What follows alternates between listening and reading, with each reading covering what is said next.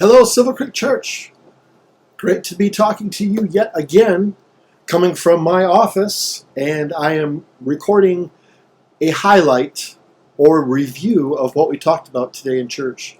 And the reason I'm doing this from home and I didn't record it at church is because what we're doing at church is a little bit different. For the next few weeks, it's every other weekend, starting this weekend. Every other weekend, we're doing something unusual with a large group, small group format, where we're meeting together in a large group, having teaching, and then we're going into small groups where we can have a conversation about what was just taught.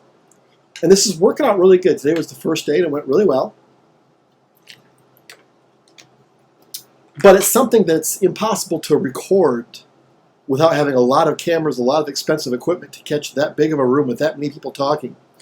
So we're reserving that experience for the live small group experience. Unfortunately, it's just the only way it can be done.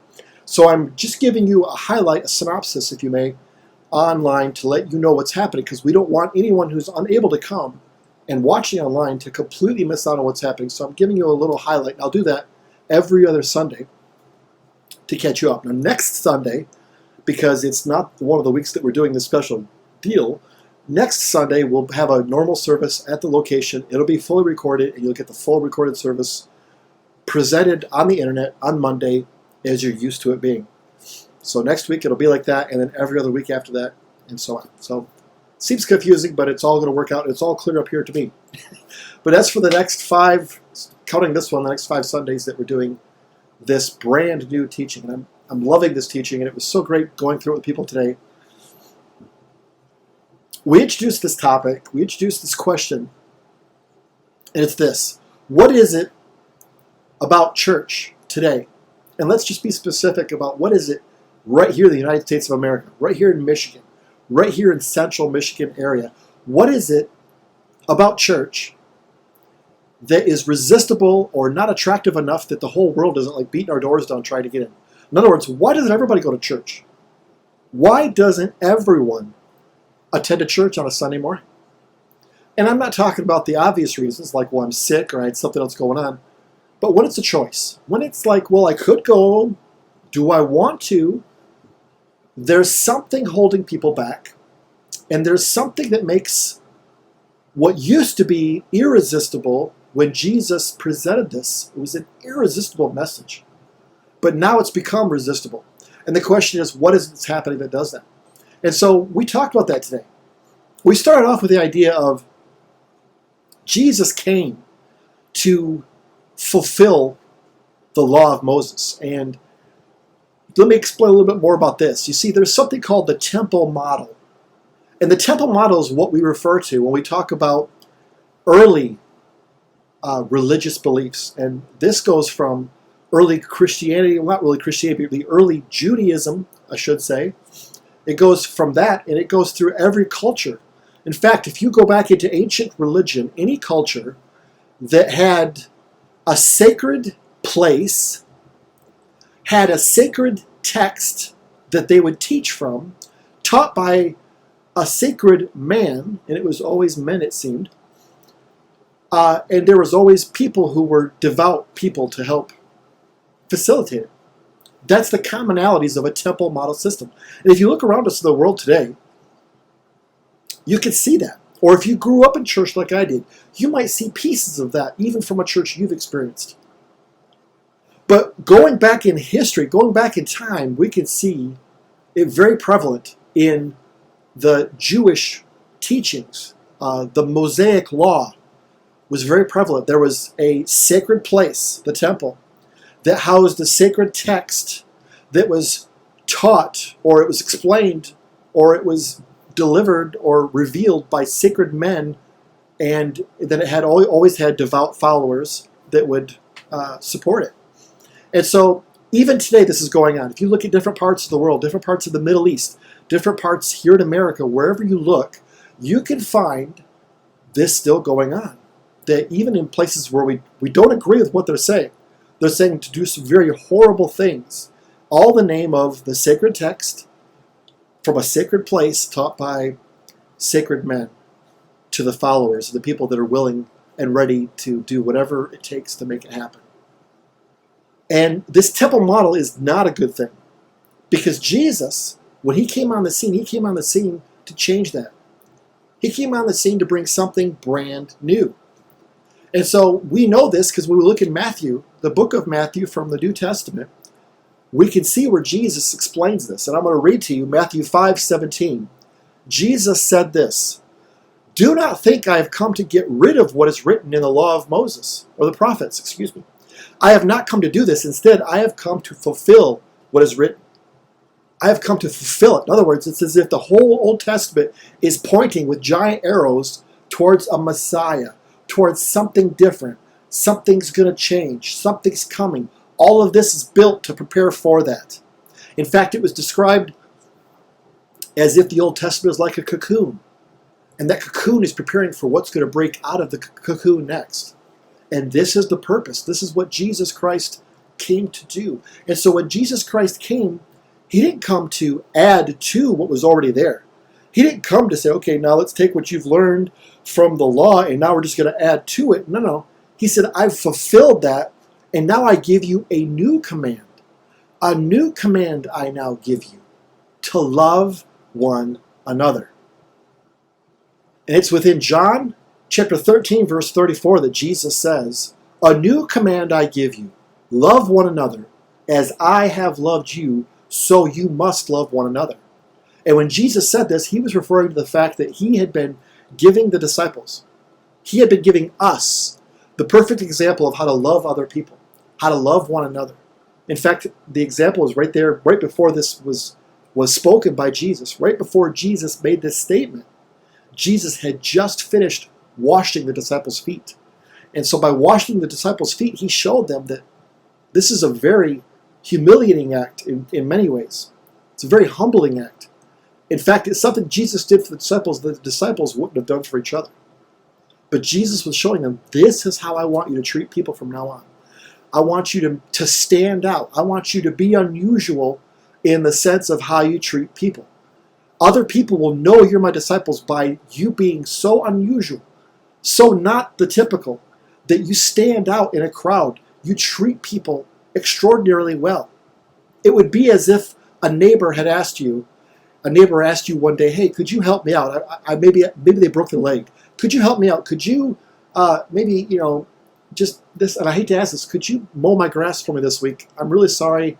I hate to ask you, I hate to bother you. There's two ways you could respond to that neighbor's request. You could mow the grass, and maybe you mow the grass, and maybe you have a bad attitude while you're mowing. You're like, whatever, I'll do it. Or maybe you have a good attitude, and you just kind of go over and say, hey, I'll mow your grass for you, no problem. And you finish mowing, and you leave and go your way. Or, third option, you mow their grass. After you're mowing the grass, you ask them, could I trim your shrubs? I really want to just help you out. Trim their shrubs, power wash off the sidewalk, collect the grass, right? Find out if there's anything else you could do. You do enough things for that neighbor beyond what they asked, and that neighbor's going to go, there's something different about you. Because what your neighbor is saying to you is, look, I ask people to help me all the time. Christians, non-Christians, whatever. And when I ask people to help me, if I've asked to do this, they do that, it's what I expect, so I'm very thankful. But it's what I expected because they did what I asked. But if you go beyond what I've asked, if you go the extra mile beyond what I've asked you to do, now you're standing out. Now you're peculiar. Now you're different in a good way. You're someone that I'm going, okay, what is it about them? I'm going to be watching them really closely because I want to find out what makes them tick. Because they're different, unlike anyone else I've known. This is what Jesus is telling us, is to stand out from the crowd in the way we treat one another, to love one another in this unusual way. And so as we look at a church, if there's things the world finds resistible, the church should find it resistible too. If we're honest with ourselves, we should. And so for the next few weeks, we're going to be diving into what does that look like? What is it that we can do in our own lives? Because here's a tough question. If people got the idea that church was unattractive to them for maybe it was they had a bad experience, they say, well, I find Christians hypocritical and judgmental. We hear that a lot. So if people say they found the church or Christians hypocritical and judgmental, we have to ask a really hard question. And this is a hard question to ask. We have to ask, where did they get that idea? Where did they get the idea that it was that way? And you know what? The answer to that is from people who call themselves Christians. They got that idea from people, maybe not you, maybe not your neighbor, maybe not your friend, but there was somebody who gave them that impression, gave them that idea. And so we've got to be really introspective on this whole thing and say, okay, is there anything I need to look at in my life that I've been doing that unaware it comes across judgmental or it comes across hypocritical? If it comes across that way to them, I don't want to do it. I'm not going to look at them and go, well, that's too bad. That's just how I am. If you don't like it, take it or leave it. Well, then guess what I'm going to be? Judgmental and hypocritical. When someone might look at me and say, you know, I feel like Christians be judgmental and hypocritical, I want to say, okay, Matt, look at myself here. Is there anything that I do on a daily basis or once in a while that could be seen that way to somebody else? And if I can change it without compromising my beliefs, if I can change that without compromising my convictions, if it could be just as simple as me not saying something to them a certain way or me, if it could be simply done, then by golly, I should at least try. Why not give it a shot? And that's what we're talking about, is let's take a close look at ourselves and ask ourselves, what can I do to make my church irresistible to people who are looking for a church or people who don't even realize they're looking, because we're all looking for something to fill an empty spot inside of us. It doesn't matter who you are. You ask a person, do you feel 100% fulfilled and there's nothing else you could ever have in your life to make you happy? They'll tell you, well, no. Who would say no? We all could have a little more of something. And we, as Jesus followers, know that when we're following Jesus Christ, it makes our life better. And frankly, it makes us a little bit better at doing life too. Who doesn't want that? We all want that. So we're taking a close look at this, finding out what can I do and how does that look in my church? What kinds of things in my church? Are there things that we can look at? In our church at Silver Creek, we took a good look at what do we do in our service. And one of those things was offering. How awkward is it for a visitor, for someone who just came to check out a church, to be sitting there and then suddenly here comes this offering collection container by and it's like, here, people are putting money in it. And here, you're expected to put money in it too.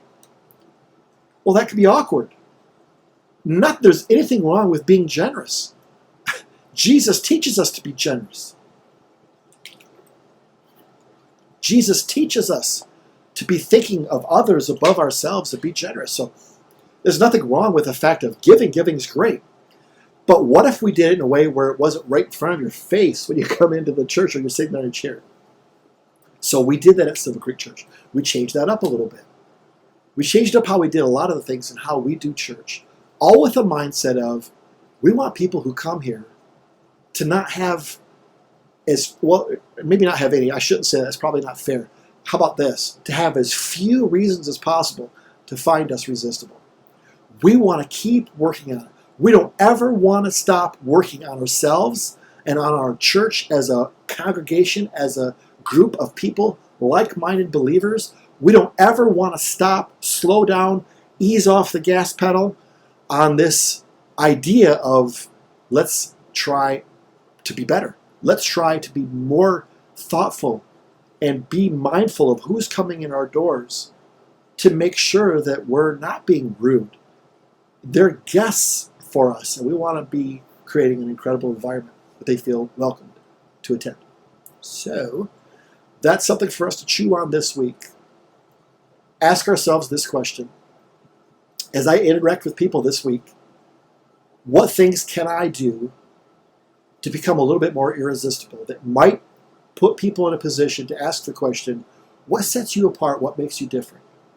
What is it about you that's not like the stereotypical Christian or Jesus follower that I've come in contact with in the past? Do I stand out, or we want to try and stand out in a great way? We want to be known for how we love other people so crazy good that people want to know more about Jesus Christ. It all points to Him. The sacrifice that Jesus Christ gave for all of us. So be encouraged this week that you have been placed where you are for a reason. It's not by accident. And be encouraged that we can all take one step closer to becoming Jesus followers like we read about in the New Testament. If you can join us next week, we'll be there at 10 a.m. next Sunday morning at Silver Creek Church, Birch Run. Website shows the address at silvercreek.church. And we'd love to see you there. Thank you for tuning in and watching. God bless you, and we'll see you next week.